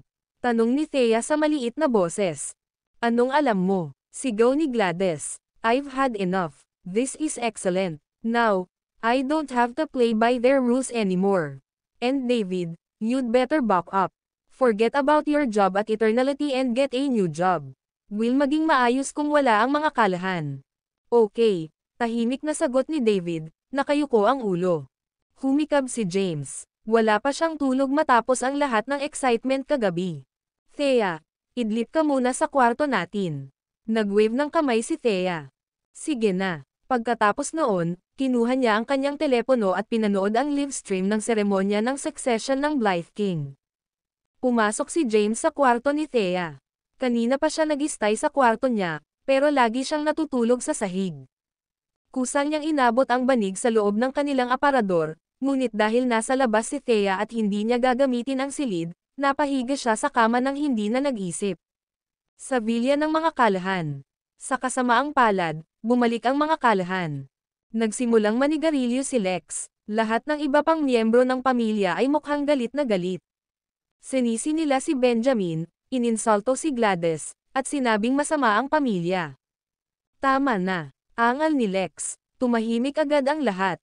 Kinaladkad ni Lex ang kanyang tubo at sinabing, ilipat ang 20% ng mga bahagi kay Benjamin at sa kanyang pamilya. Maghintay hanggang matapos silang lumamig upang matapos ang kontrata. Howard, siguraduhing ihahatid mo ito sa pamamagitan ng kamay. Kailangan mong makuha ang kapatawaran ng buong pamilya. Nataranta ang mga kalahan nang marinig ito. Dad, are you insane? 20%. Paano natin ibibigay sa kanila ng ganon-ganon lang? Exactly, grandfather. On what grounds? The entire family is useless. We built this business from the ground up. Why should we give it to them? Ano? Sinusuway mo ba ako? Angal ni Lex. I'm not dead yet. Bilang padre de pamilya, I decide who gets the shares, and get Thea, Howard, make her executive chairman once more, you'll assist her, ensure that you maintain a healthy relationship with Celestial. As long as we are in good terms with Celestial, uunlad lang ang negosyo natin. Oo naman dad. Tumingin sa ibaba si Howard. Kahit ayaw niya, alam niyang batas ang sinabi ng kanyang ama. Patuloy ni Lex, malapit na ang aking 80 kaarawan sa loob ng ilang araw. Gusto kong nasa Kensington Hotel ang piging. Hilahin ang anumang mga string na maaari mong i-reserve at magreserba ng isang buong palapag. Gawin itong kasing Randy hanggat maaari at magpadala ng mga imbitasyon sa lahat ng mga VIP na kilala natin. Hindi napigilan ni Howard na magtanong, Dad, magkano ang plano nating gastusin dito? Pinag-isipan ito ni Lex bago sinabing, 30 million. Howard, ikaw ang may hawak nito. I want it to be a lavish affair. Kensington should know that we're not some second-rate family, but a true upper-class family. Naiintindihan mo ba? Yes, Dad. Gagawin ko ang sinabi mo. Tumango si Howard, masaya na parang lark. Sa 30 milyong dolyar na magagamit para sa piging, maaari siyang makalusot ng ilang milyon sa kanyang sariling account. Walang sino man ang magiging mas matalino. Sige, yun lang. Kumaway ng braso si Lex, tumayo at umakyat sa itaas. Pagkaalis niya, nagsama-sama ang iba pang mga kalahan. Tahimik na sabi ni John, Bro, with that giving Benjamin 20% of the shares and making Thea executive chairman, I think he's grooming her to be his heir. Napatingin si Howard sa kanya. Anong sinasabi mo, John? John said, I'm worried for you, bro. As the eldest son, you should be the heir. At Dad's age, he has not got much time left. Kung mamatay siya, hindi ba kay Thea ang lahat ng asset natin? Panipi. Ikanaway ni Howard ang kanyang kamay, na nagsasabing, John, ito ang desisyon ni Dad. Got it. Baka nag-overreact ako. Ang video na ito ay edited by Urban Storytelling. Kabanata 68. Isa itong malaking araw sa Kensington ngayon. Ang Blythe King ay opisyal na magiging Commander-in-Chief ng 5 hukbo. 3 sa mga patriarch ng The Great Four ay itinali sa mga upuan at pinugutan ng ulo. Nawala ang kanilang mga ulo. Ang lahat ng mga savior ay nagplano na lumikas sa Kensington. Gayunpaman, nakita ito ni James. Tinatakan niya ang paglalakbay sa dagat, lupa, at himpapawid, na epektibong pinutol ang mga ruta ng pagtakas ng The Great Four. Wala sa kanila ang papayagang umalis sa Kensington. Pagkatapos ng seremonya ng paghalili ng Blythe King, isang opisyal na anunsyo ang ginawa upang ipaliwanag ang mga pagpatay. Sa pagpili ng isang bilanggo sa death row, inilagay sa kanya ng mga awtoridad ang ghost mask na ginamit ni James. Pagkatapos ay pinatay nila siya sa publiko sa pamamagitan ng pagbaril. Pansamantala nilang tinakpan ang bagay na iyon. Sa The Great Four, ang savior ay ganap na nawasak. Hindi na sila makakabalik kahit kailan. Ang iba pang tatlong pamilya ay nawalan lamang ng kanilang mga patriarka, ngunit sila ay nasa gilid pa rin. Inaabot ang lahat ng kanilang mga koneksyon, sinubukan nila ang kanilang makakaya upang malaman kung sino ang kanilang nagawang mali. Ang ilang mga hinulaang ito ay ang Blythe Kings paggawa. Ito ay isang babala na siya ay susunod sa kanila.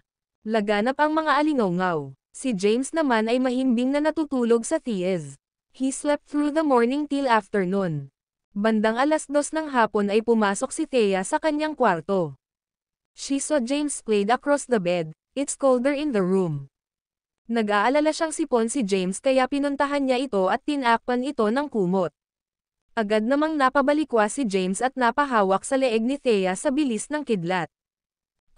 Naalerto siya ng sigaw ni Thea. Binitawan niya kaagad. Apologetically, sinabi niya, I'm sorry, Thea. Hinaplos ni Thea ang kanyang leeg na namula na, mukhang galit siya. Para saan iyon? James looked embarrassed, nasanay siyang bantayan ang hangganan. Ito ay isang mapanganib na lugar kung saan maaaring mawalan ng buhay anumang oras. Kahit tulog, lagi siyang nakaalerto. Ang pinakamahinang ingay ang madyay gising sa kanya. Occupational habit. Napakamot si James sa ulo at tumingin kay Thea na nakahawak pa rin sa leeg niya. Lamang natanong niya, Are you alright? PM okay. Thea, was you injured? It was just that James was too vigilant. Kung sila ay magkakasama, ano ang posibilidad na masasakal niya ito hanggang mamatay balang araw? I'm sorry. Mukhang humihingi ng tawad si James. Thea narrowed her eyes at him, asking, What are you doing last night? You slept through the entire morning.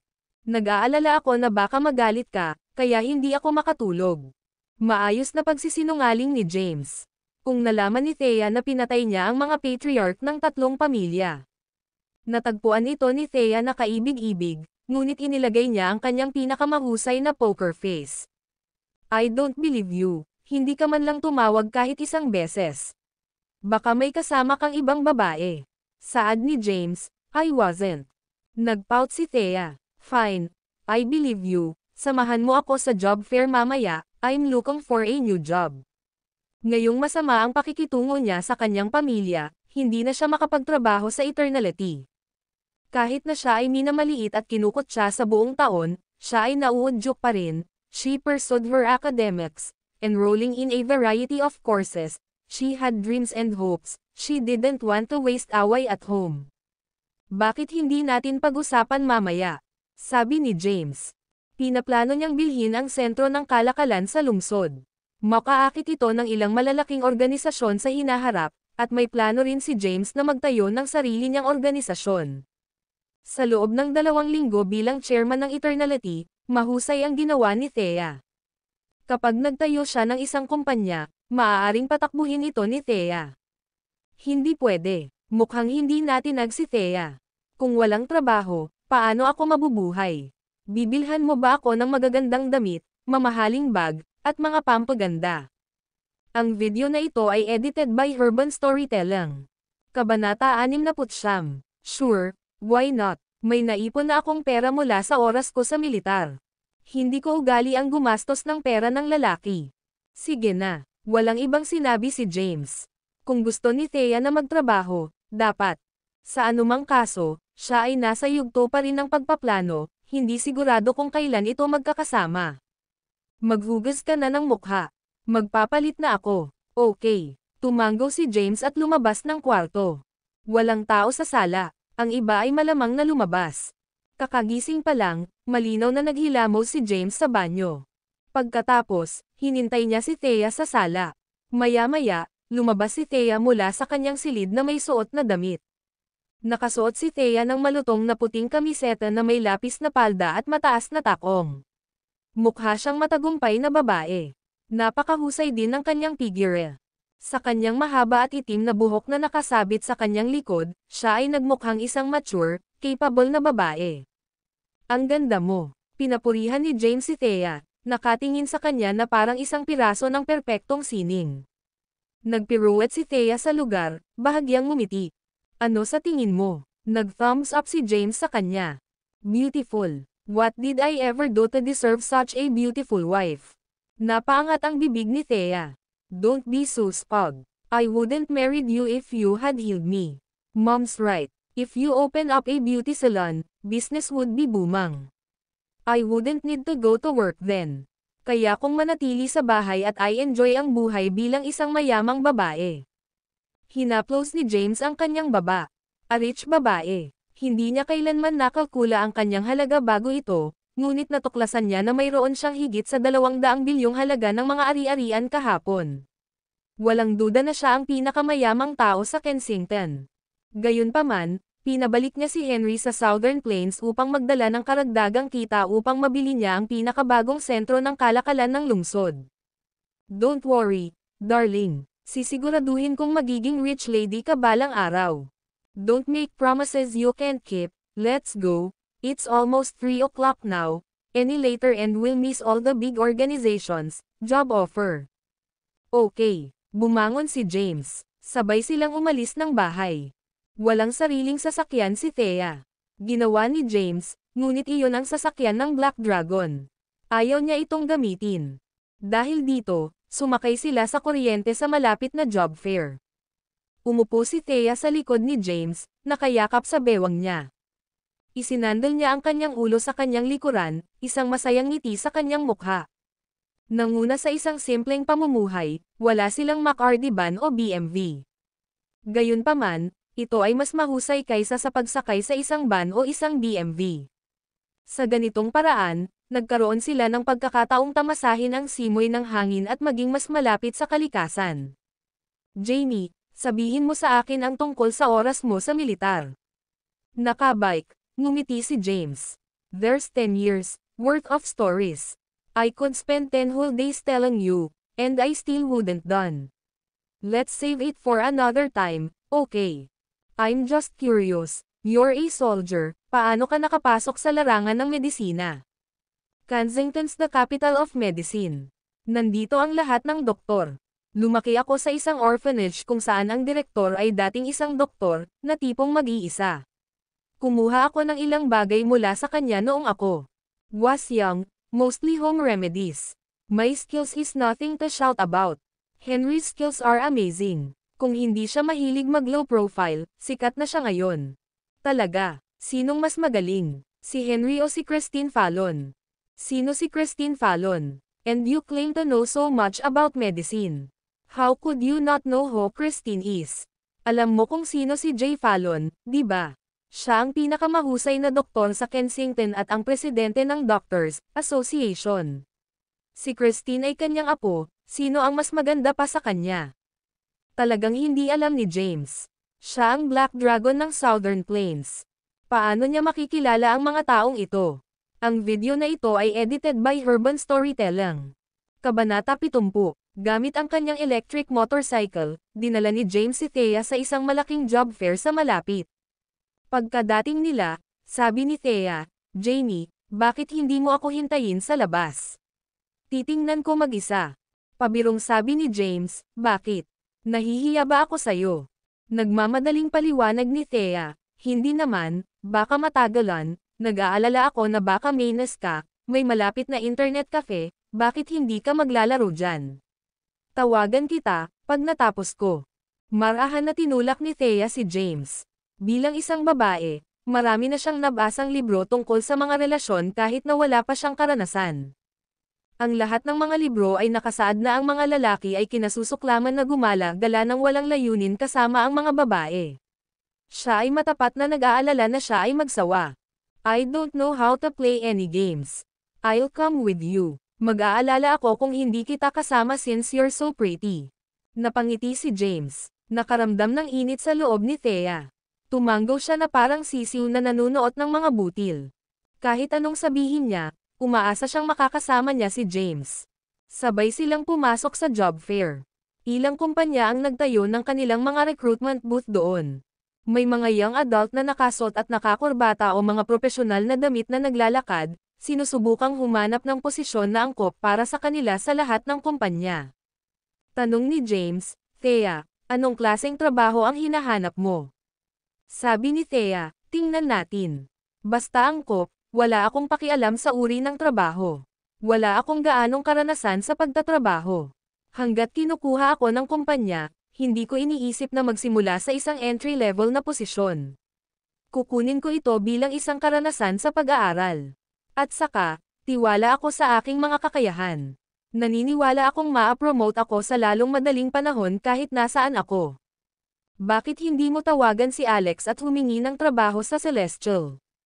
Nako, he's a busy, important man. He won't have time for me. Bahagyang umiling si Thea. Niligtas mo ang buhay niya, pero wala na siyang utang na loob sa'yo. At saka, hindi tayo pwedeng umasa sa ibang tao buong buhay natin. We should fight for what we want on our own. Nasiyahan si James sa sagot ni Thea. Ang swerte niya na nagkaroon siya ng ganitong intelektual na asawa tulad ni Thea. Darling, we have got our marriage certificate, but we have not have our wedding ceremony yet. Let's pick an auspicious day and have a wedding ceremony. I promise you'll be the happiest bride on earth. Our wedding ceremony will be in Randy. Walang nagmamadali. Nag-wave ng kamay si Thea. Let's work hard for a few years and get a house, then we'll talk about the ceremony. Walang ibang sinabi si James. Noon lang, nakita ni Thea ang isang kumpanyang nagre-recruit. May angkop na posisyon para sa kanya. Ito ay posisyon ng isang fashion designer. Siya ay interesado sa kagandahan at aesthetics mula noong siya ay bata pa. Gayunpaman, ang aksidente 10 taon na ang nakalilipas ay nagdulot ng kanyang pagpapapangit, at siya ang naging pinakapangit na babae sa Kensington. Ang isa ay palaging naghahangad ng hindi matamo, at si Thea ay nagugutom sa kagandahan higit sa lahat. Dahil dito, nagtapos siya sa disenyo ng fashion sa universidad. Gustong-gusto niyang matuklasan ang kagandahan sa lahat ng bagay at magdisenyo ng magagandang damit upang mabayaran ang kanyang mga kapintasan. Bukod sa disenyo ng fashion, nakipagsiksikan din siya sa sales, accounting, finance, at marketing. Sa nakalipas na 10 taon, natuto siya hanggat kaya niya. Gayunpaman, sa lahat ng bagay na sinubukan niya, siya ay pinakamahilig sa disenyo ng fashion. Hinawakan niya ang braso ni James, na itinuro sa unahan. Jamie, Ella Corporation yan. Sold under them is a luxury brand well known globally. I'm thinking of being a fashion designer at Ella Corporation. Thea looked excited. She was bouncing on her feet.